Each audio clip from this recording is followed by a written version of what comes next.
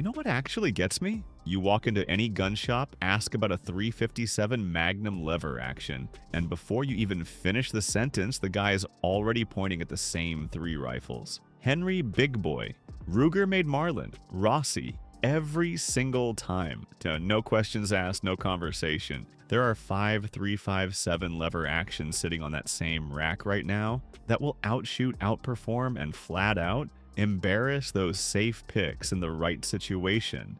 Nobody is talking about them. Today we are. If you want the intel most channels never dig up, subscribe right now because most of you watching are not subscribed yet. And that is exactly why you keep missing these. Number 5, Smith & Wesson Model 1854. All right, sliding into that number to 5 spot, we have the Smith & Wesson 1854.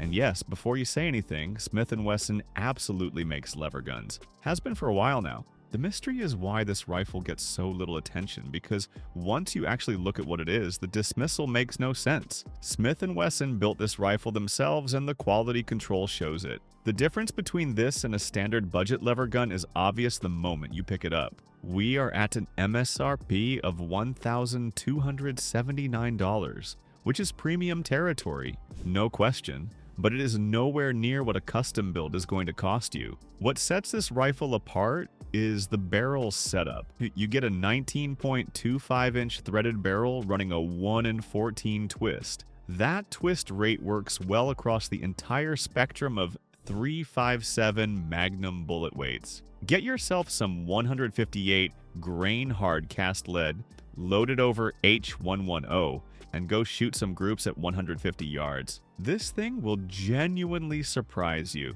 Smith & Wesson ships it with an XS Sights adjustable ghost ring rear and a gold bead front standard. Better functional sights than most lever guns at twice the price, and anybody who spends real time at the range knows that a good set of irons is worth more than people give them credit for. The action is a little stiff early on, but smooths out nicely past 200 rounds. 7+ pounds puts it on the heavier side, and the wood furniture is nothing to write home about. But as a hard use shooter that actually delivers downrange, the 1854 is one of the most underappreciated lever guns on the market right now. Smith & Wesson built something genuinely good here, and they are barely talking about it. Number 4. Heritage Manufacturing 92. This one is going to catch people off guard, and it really should not at this point. The Heritage Manufacturing 92 and 357 Magnum. Most people in this community have written this gun off without ever touching one, and that is a real shame.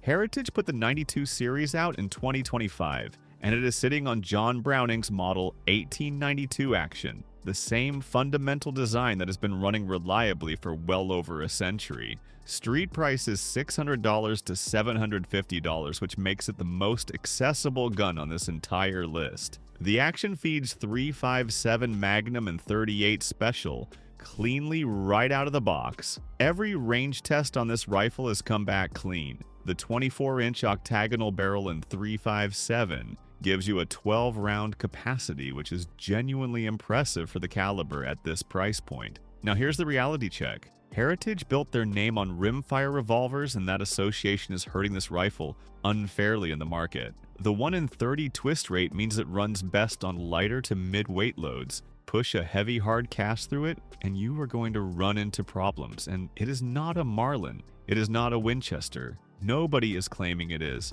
but at $600 to $750 with this kind of reliability and this capacity, the Heritage 92 is getting ignored by a lot of shooters who would actually enjoy it. That is just the truth.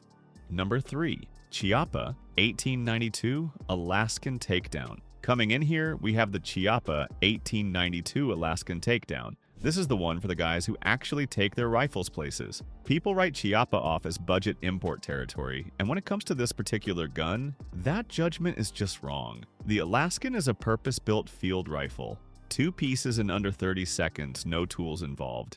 Throw it in a pack, a dry bag, the back of a quad. That is a use case that your standard 8-pound tube fed Henry cannot come close to covering. What most reviews never mention is the finish. This rifle runs matte chrome, and that is not the same thing as stainless. Matte chrome holds up against sustained moisture and salt air in ways that stainless does not. If you have ever hunted in wet country or worked near the coast, you understand exactly why that matters. Empty weight is 5.9 pounds with a 7+1 capacity. That is nearly 2 pounds under most comparable 3.57 rifles. And after a full day in the field, that weight difference becomes very real very fast. The one honest limitation is the takedown and optics combination. Break the rifle down with a scope on the receiver and your zero is gone every single time. Iron sights and this platform work together perfectly. And if you're running this gun the way it was designed to be run, that is exactly how you should have it set up anyway.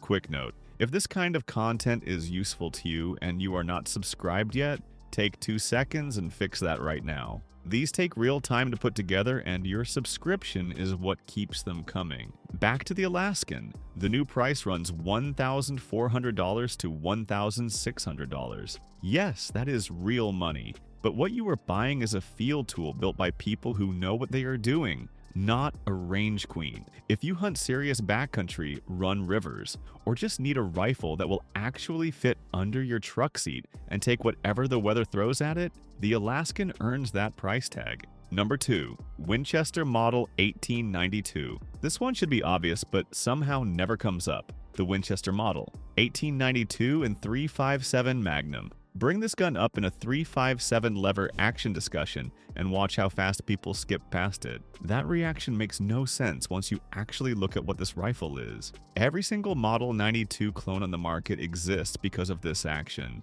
The Heritage, the Chiappa, every Brazilian and Italian copy out there, all of them are chasing this original design. Winchester brought the 1892 back into current production, and what you get is the original built right now to modern standards. The action on these rifles is among the smoothest in any production 3.57 lever gun on the market today. The dual locking bolt has a precision and tightness to it that the clones genuinely cannot replicate regardless of price. 20-inch barrel, 1 in 18.75 twist, 10+1 capacity. Top tang drilled and tapped, so putting glass on it is no issue at all. Street price is roughly $1,100 to $1,200 depending on where you shop.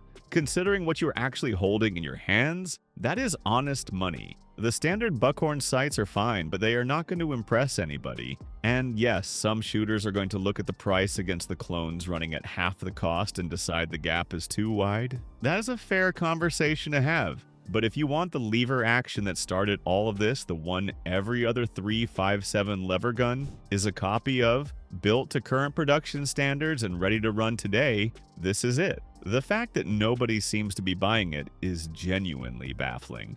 Number 1. Browning BLR Lightweight. And finally, we have the rifle that most of the community does not even know exists. The Browning BLR Lightweight built out as a custom 3.57 Maximum platform. I know what you are already thinking.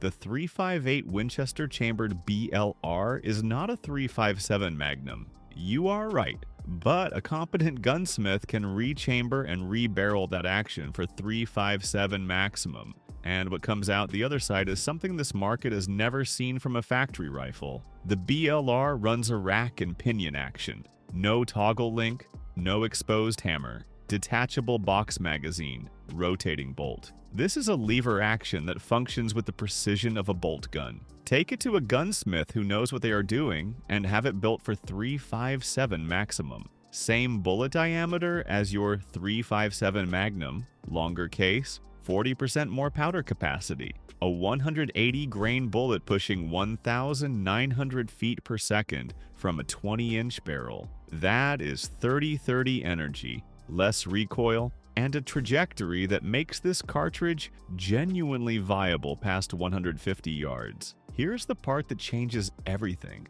Because this action feeds from a box magazine instead of a tube, you can run Spitzer bullets, pointed tips, real ballistic coefficients, no flat nose compromise. A guy in my circle has been running a custom BLR in 3.57 Maximum on whitetail and taking clean shots at 200 yards with hand loads. There is no factory 3.57 lever gun that can say the same thing. Factory BLRs in 3.58 Winchester? do not come up often. When they do on auction sites, the price is $1,200 to $1,800. Add the custom smithing, and you are at $2,500 to $3,000 all in. This is not a practical recommendation for most shooters, but for the person who wants the absolute ceiling of what the 357 class lever action can do, this is the answer. Aluminum receiver keeps the weight down. The action runs smoother than anything toggle linked on the market.